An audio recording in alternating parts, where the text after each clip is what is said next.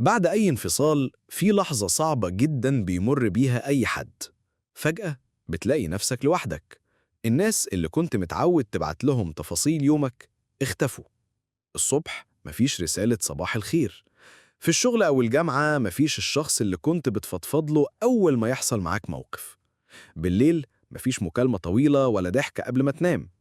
الموبايل ساكت واليوم بيعدي تقيل. في البداية بتحاول تلهي نفسك، تخرج مع أصحابك، تشتغل أكتر، أو حتى تفضل ماسك الموبايل بتتفرج على أي حاجة. لكن مهما عملت الفراغ بيبقى موجود. الإحساس ده بيوجع جدا وأوقات بيخوف كمان. عشان كده في ناس بتاخد قرار سريع جدا يدخلوا في علاقة جديدة بعد أيام أو أسابيع قليلة من الانفصال. والناس حواليهم يسألوا إزاي نسي بسرعة؟ هو كان بيحب بجد ولا لأ؟ الحقيقة إنهم ما نسيوش. اللي حصل ده اسمه في علم النفس rebound relationship أو علاقة الارتداد. يعني إيه طيب؟ يعني الشخص يدخل علاقة جديدة بسرعة جدا بعد الانفصال مش لأنه جاهز فعلا يحب من جديد، لكن لأنه بيحاول يملى الفراغ اللي اتخلق فجأة جواه. الهدف بيكون يهرب من الوحدة أو الألم، مش يبني علاقة ناضجة وصحية. قولولي بقى، حصل معاكوا أو مع حد تعرفوه حاجة زي دي؟ اكتبوا في الكومنتس وما تنسوش تعملوا لايك وفولو وشير. في ناس بتعمل كده عشان الخوف من الوحدة. مجرد فكرة إنه يرجع ينام من غير ما يسمع صوت حد أو يعدي يوم من غير رسالة بتخوفهم جدا، فيتمسكوا بأي شخص جديد يديهم إحساس بالأمان المؤقت. وفي ناس بيبقوا عايزين يثبتوا لنفسهم إنهم لسه مرغوبين.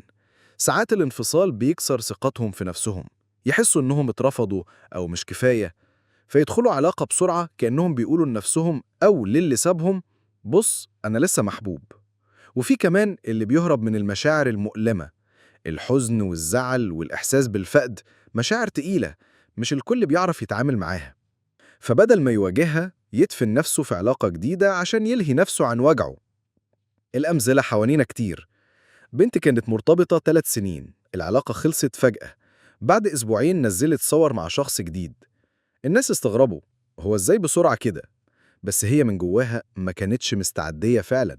كانت بتحاول تنسى، والنتيجة إنها جرحت نفسها وجرحت الشخص الجديد. شاب بعد ما اتساب اتعرف على واحدة في الشغل. من أول أسبوعين بدأ يقول لها: انتي عوض ربنا ليا. هي فرحت، لكن مع الوقت اكتشفت إنه لسه بيتابع صور حبيبته القديمة وبيتكلم عنها. ساعتها حست إنها مجرد بديل، والعلاقة ما كملتش. وفي كمان اللي يبان إنه مبسوط، خروجات، صور على السوشيال ميديا، ضحك، لكن من جواه لسه بيقارن كل حاجة بالشخص اللي قبله. واللي معاه يحس بالظلم كأنه في منافسة مع شبح موجود في الماضي. عارفين إزاي نفرق بين علاقة ارتداد وعلاقة حقيقية؟ العلاقة بتحصل بسرعة جدا بعد الانفصال. المشاعر بتكون اندفاعية أكتر من إنها نابعة من وعي حقيقي، والشخص لسه عايش في الماضي أو بيتكلم عنه باستمرار.